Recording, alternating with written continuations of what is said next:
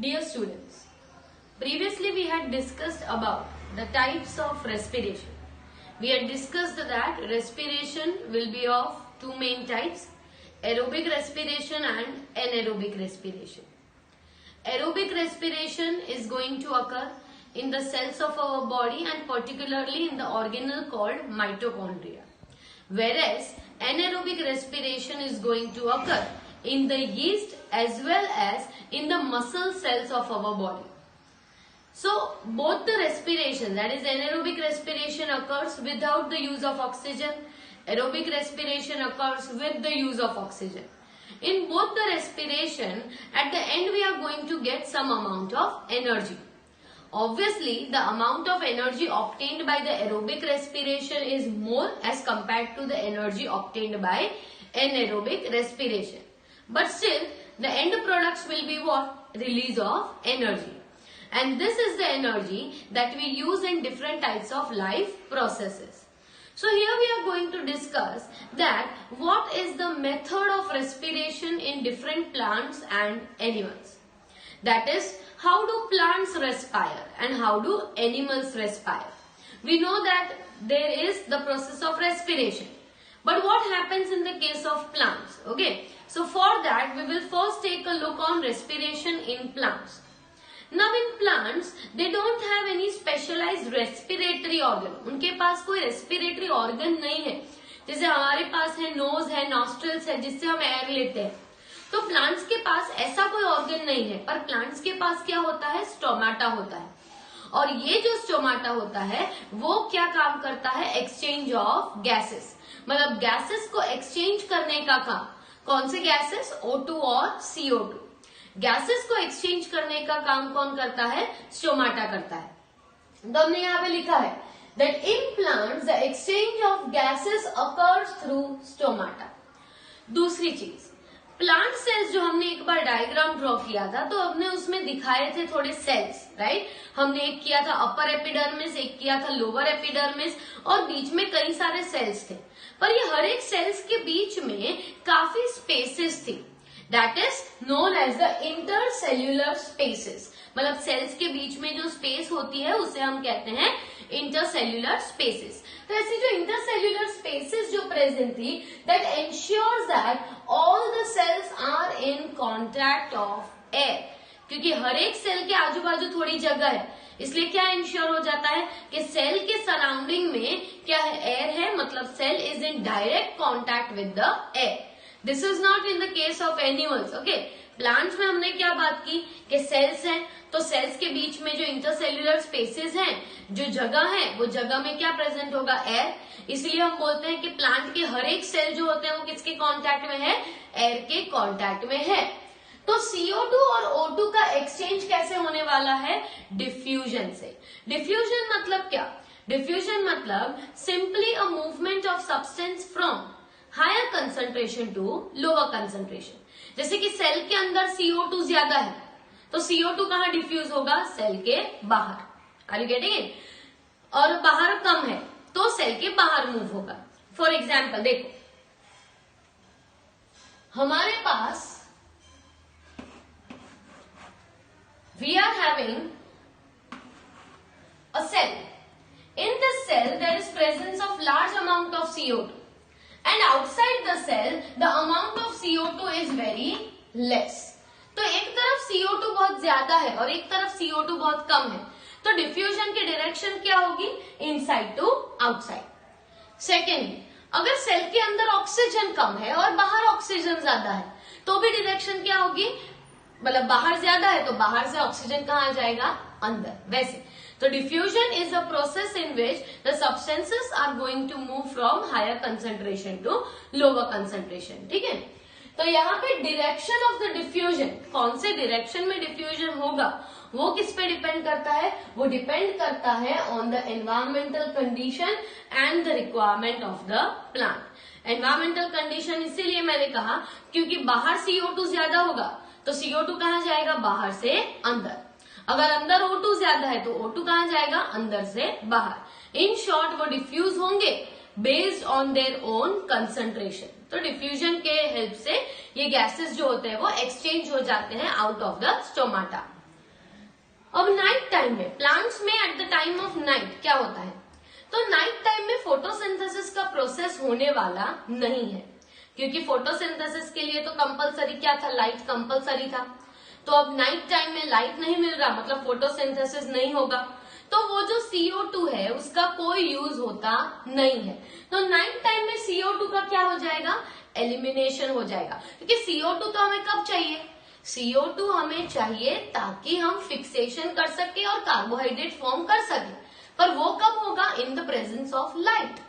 जबकि night time में क्या हो रहा है, नाइट टाइम में ये CO2 जो है वो यूटिलाइज ही नहीं होने वाला। तो यूटिलाइज नहीं होने वाला मतलब वो CO2 क्या हो जाएगा, एलिमिनेट हो जाएगा। जबकि डे टाइम पे क्या होगा कि डे टाइम पे जो CO2 है वो जनरेट हो रहा है during the process of respiration, क्योंकि रेस्पिरेशन मतलब क्या, intake of oxygen and removal of carbon dioxide. तो ये जो CO2 है वो रिमूव तो रहा है पर बाहर रिमूव नहीं हो रहा, वो कौन यूटिलाइज कर रहा है, सेल्स ही यूटिलाइज कर ले रहे हैं for the process of photosynthesis. मतलब यहाँ पे CO2 के दो सोर्सेज हो गए, पहला सोर्स क्या, एनवायरमेंट जिसमें ऑलरेडी CO2 प्रेजेंट है, दूसरा सोर्स क्या है, दूसरा सोर्स है कि जब प्लांट्स रेस्पायर करते हैं तो वो भी CO2 एलिमिनेट करते हैं, पर वो ये CO2 रिमूव नहीं कर देते, उसकी जगह पे ये CO2 वो किसमें यूज कर लेते हैं, फोटोसिंथेसिस में। तो ये रिमूव किया हुआ CO2 फोटोसिंथेसिस के प्रोसेस में यूटिलाइज हो जा रहा है, पर ऐसा कब होगा, डे टाइम में। पता चल रहा है, देखो नाइट टाइम पे क्या हुआ, फोटोसिंथेसिस तो हो ही नहीं रहा, मतलब जो भी सारा CO2 है जो प्लांट्स ने रेस्पिरेशन से रिलीज किया है वो CO2 का क्या हो जाएगा, एलिमिनेशन हो जाएगा। पर डे टाइम पे क्या हो रहा है, रेस्पिरेशन तो डिफॉल्ट एक्टिविटी है। प्लांट्स का ऐसा नहीं होता कि प्लांट्स को कभी ऑक्सीजन नहीं चाहिए, प्लांट्स को भी ऑक्सीजन चाहिए, किसके लिए चाहिए, रेस्पिरेशन के लिए। कि हमने बोला breakdown of the substances inside the cells will be releasing the energy, तो एनर्जी रिलीज करने के लिए ब्रेकडाउन करना पड़ेगा, ब्रेकडाउन के लिए ऑक्सीजन जरूरी है, तो प्लांट्स को भी O2 चाहिए और प्लांट्स भी CO2 एलिमिनेट करते हैं। पर ये जो CO2 एलिमिनेट किया वो रिमूव नहीं हो रहा, इंस्टेड वो CO2 यूज हो रहा है कहाँ पे, फोटोसिंथेसिस के प्रोसेस में। तो यहाँ पे CO2 का कंप्लीट रिमूवल नहीं हो रहा है एनवायरमेंट में, इंस्टेड CO2 भी यूटिलाइज हो रहा है। पर CO2 यूटिलाइज कब होगा, if it is day time, if it is night time वो CO2 यूटिलाइज नहीं होता और वो CO2 क्या हो जाता है, रिमूव हो जाता है। पता चल रहा है, तो यहाँ पे no CO2 is going to be release, याद रखना CO2 रिलीज तो होगा पर एनवायरमेंट में रिलीज नहीं होने वाला, क्यों, क्योंकि वो फोटोसिंथेसिस में यूज हो गया। ओके, तो यहाँ पे ऑक्सीजन रिलीज होगा at this time, so what is going to be eliminated, oxygen. क्यों ऑक्सीजन लिखा है, क्योंकि फोटोसिंथेसिस का एंड प्रोडक्ट क्या है, ऑक्सीजन, तो ऑक्सीजन जो है वो रिलीज हो रहा है। यहाँ पे आपको बहुत शांति से बहुत ध्यान से ये चीज समझनी पड़ेगी। देखो प्लांट्स में दोनों प्रोसेस होते हैं, फोटोसिंथेसिस भी होता है, रेस्पिरेशन भी होता है। अब ये जो रेस्पिरेशन का प्रोसेस है वो एक डिफॉल्ट प्रोसेस है, जिसमें क्या है कि रेस्पिरेशन से क्या होता है कि ऑक्सीजन यूटिलाइज करते हैं प्लांट्स, फिर वो उसे ब्रेक डाउन करते हैं सेल्यूलर कंटेंट्स को और उससे एनर्जी रिलीज होती है। वो एनर्जी प्लांट्स अपनी भी एक्टिविटीज में यूज करते हैं। पर डिफरेंस क्या है कि एनिमल्स में वो जो ऑक्सीजन मतलब वो जो ऑक्सीजन का यूटिलाइजेशन है वो बहुत ही ज्यादा होता है, प्लांट्स में यूटिलाइजेशन कम होता है। क्यों, एनिमल्स को एनर्जी की रिक्वायरमेंट ज्यादा होती है, प्लांट्स को एनर्जी की रिक्वायरमेंट कम होती है, इसलिए कम होने की वजह से एनर्जी कम चाहिए, मतलब प्लांट्स में इतने हाई रेट पे रेस्पिरेशन नहीं होता जितने हाई रेट पे एनिमल्स में होता है। तो अब ये जो रेस्पिरेशन है, तो रेस्पिरेशन में क्या, दोनों प्रोसेस अलग है। Respiration is the process in which oxygen is used and CO2 is released, whereas photosynthesis is the process in which CO2 is used and the oxygen will be released. तो photosynthesis का and product क्या है, oxygen है, जबकि respiration का and product क्या है, carbon dioxide है। तो डे टाइम में प्लांट्स ये कार्बन डाइऑक्साइड को छोड़ नहीं देते, वो कार्बन डाइऑक्साइड भी यूज कर लेते हैं, किसमें, फोटोसिंथेसिस में।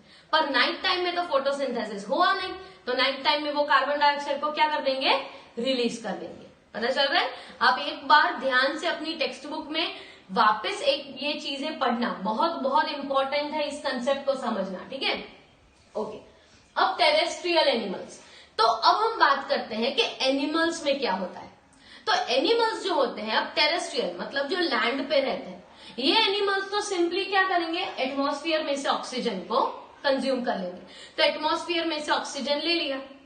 एक्वेटिक ऑर्गेनिजम्स है, तो एक्वेटिक ऑर्गेनिजम्स को क्या चाहिए, ऑक्सीजन तो चाहिए, पर वो डिसॉल्व फॉर्म में ही ऑक्सीजन को यूटिलाइज करते हैं।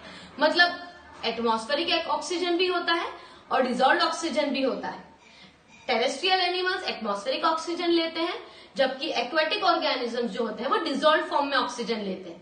पर ये जो डिसॉल्व फॉर्म होता है ऑक्सीजन का, वो काफी कम होता है। मतलब पानी में ऑक्सीजन का डिसॉल्व फॉर्म बहुत ही कम होता है। इसीलिए एक्वेटिक ऑर्गेनिजम्स का ब्रीथिंग का जो रेट होता है वो बहुत ही रैपिड होता है। वो बहुत ही ज्यादा रैपिडली ब्रीथिंग करते हैं। क्यों? क्योंकि amount of oxygen available is very less, dissolve oxygen available is very less in the water.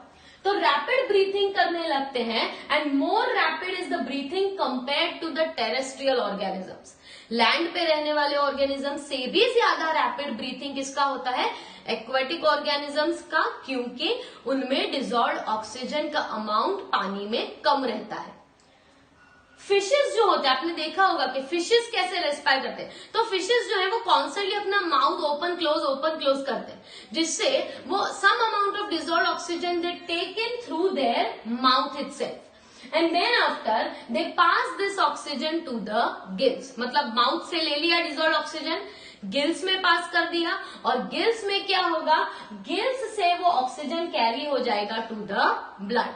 मतलब गिल्स जो होते हैं वो एक्सचेंज करने का ऑर्गन है। जहां पे O2 CO2 एक्सचेंज होता है, वो फिशेज में क्या रहता है जगह, गिल्स।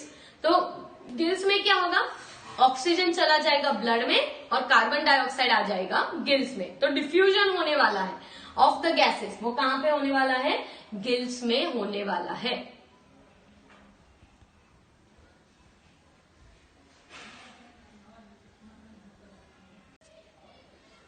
डियर स्टूडेंट्स, अभी हमने बात की दैट एनिमल्स जो होते हैं उनमें भी रेस्पिरेशन होता है।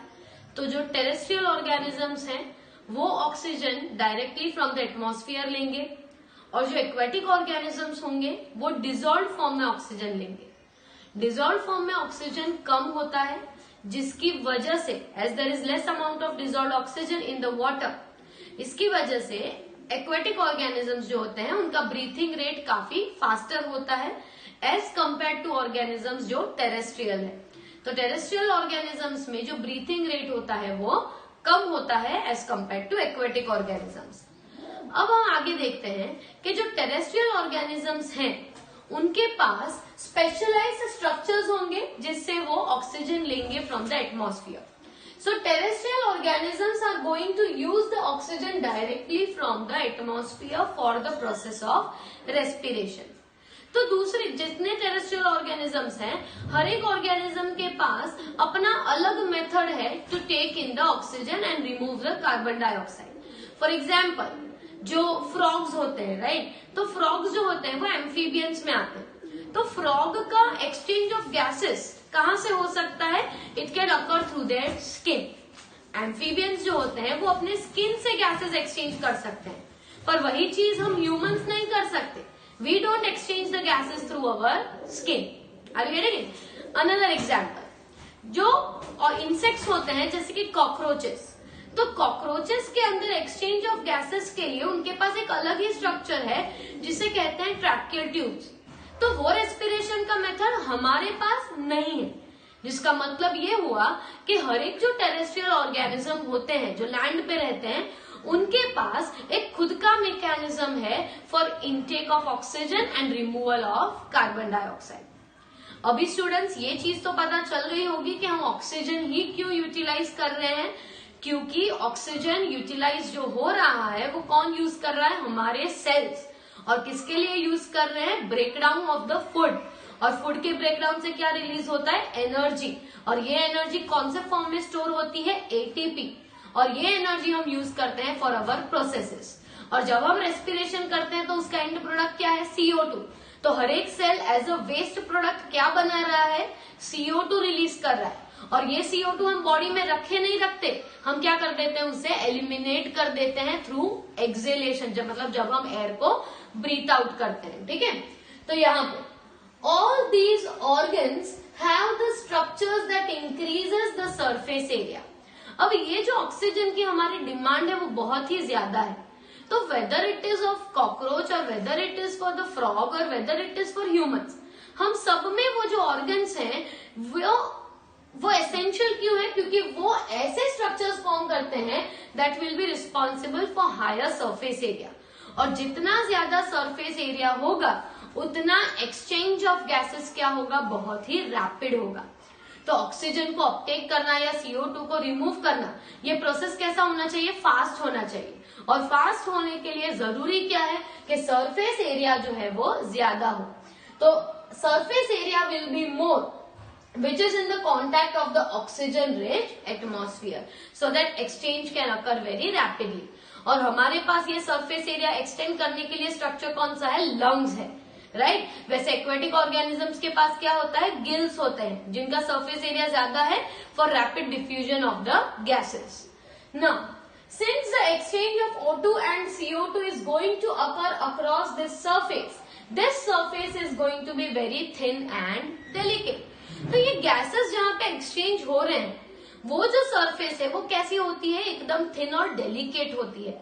डेलिकेट और थिन होने का रीजन क्या है कि अगर थिक होती तो गैसेस का डिफ्यूजन पॉसिबल नहीं था, जब थिन है तो एक्सचेंज कैसे हो सकता है, जल्दी हो सकता है, इसीलिए ये सरफेसेस बहुत ही थिन होती है। इसलिए ये जो सरफेस होती है वो हमने किस में रखी है, कोई प्रोटेक्टेड ऑर्गन, कोई प्रोटेक्टेड केस में रखी हुई है, और वो प्रोटेक्टेड ऑर्गन कौन सा है, हमारा लंग्स है। तो ये जो लंग्स है वहां तक एयर को पहुंचाने के लिए भी हमारे पास क्या रहता है, कोई पैसेज रहता है, क्योंकि लंग्स जो होंगे, लंग्स तक एयर को पास तो होना पड़ेगा, तब जाके वो लंग्स में जाएंगे, लंग्स में जाएंगे तब जाके गैसेस का एक्सचेंज होगा। तो गैसेस के एक्सचेंज करने के लिए हमें क्या चाहिए, हमें चाहिए एयर लंग्स तक पहुंचे। तो एयर लंग्स तक पहुंचाने के लिए भी हमारे पास क्या है, रेस्पिरेटरी पैसेज रहता है। ठीक है, तो अब हम यहाँ पे डिटेल में स्टडी करते हैं ह्यूमन रेस्पिरेटरी सिस्टम। तो जो ह्यूमन रेस्पिरेटरी सिस्टम है वो जैसे जैसे आप समझोगे आपको ये सरफेस एरिया वाला पॉइंट बहुत क्लियरली पता चल जाएगा कि हम क्यों बात कर रहे हैं कि सरफेस एरिया ज्यादा होना चाहिए फॉर एक्सचेंज ऑफ गैसेस। आपको पता होगा आपकी बॉडी में 10⁻14 सेल्स हैं, और ये हर एक सेल को ऑक्सीजन की जरूरत है। अगर आप थोड़ा ही ऑक्सीजन लेते और फिर कहते कि हर एक सेल तक डिलीवर हो जाए तो वो पॉसिबल नहीं है, जिसकी वजह से हम हर बार इनहेल जब करते हैं तब हम गैसेस को, दैट इज ऑक्सीजन को इनहेल करते हैं। तो ये जो गैस हम इनहेल कर रहे हैं वो कितने ज्यादा अमाउंट में है ताकि हर एक सेल तक वो ऑक्सीजन पहुंच सके। तो ये हम डिस्कस करेंगे in detail as we study the human respiratory system. तो ह्यूमन रेस्पिरेटरी सिस्टम में सबसे पहला पार्ट आ जाता है नॉस्ट्रिल्स, जो हमें बाहर से ही दिखता है। The two openings that we have above our lips are known as the nostrils. Nostrils के बाद आ जाता है एक छोटा सा पैसेज जिसे कहते हैं फेरिंग्स, और ये जो फेरिंग्स का पैसेज है वो फूड और एयर दोनों के लिए कॉमन पैसेज है। तो पैसेज कॉमन फॉर फूड, मतलब खाना भी फेरिंग से ही पास होगा और जो एयर है वो भी फेरिंग से पास होगी। पर फिर नीचे फेरिंग्स के बाद दो रास्ते आ जाते हैं, मतलब फेरिंग्स के बाद एक ऐसा रास्ता है जो कहाँ पे ओपन होगा, लैरिंग्स और ट्रैकिया, जो सिर्फ और सिर्फ एयर को कैरी करते हैं। और उनके पीछे दूसरा पैसेज है कौन सा, इसोफेगस, जो हम कहते हैं फूड पाइप। मतलब फेरिंग्स कॉमन हो गया, फेरिंग्स के बाद दो पैसेज आ गए। कौन से दो पैसेज, एक जिसमें एयर जाता है और एक जिसमें फूड जाता है। जिसमें एयर जाता है वो पैसेज है लैरिंग्स और ट्रैकिया, और जिसमें फूड जाता है वो पैसेज कौन सा हो गया, इसोफेगस। और ये जो ट्रैकिया है वो एंड किस में करता है, लंग्स में। तो हमारे पास रेस्पिरेटरी पूरी सिस्टम है। रेस्पिरेटरी सिस्टम में आ जाता है nostrils, pharynx, लैरिंग्स, trachea and lungs. तो सबसे पहले हम आज बात करते हैं नॉस्ट्रिल्स की।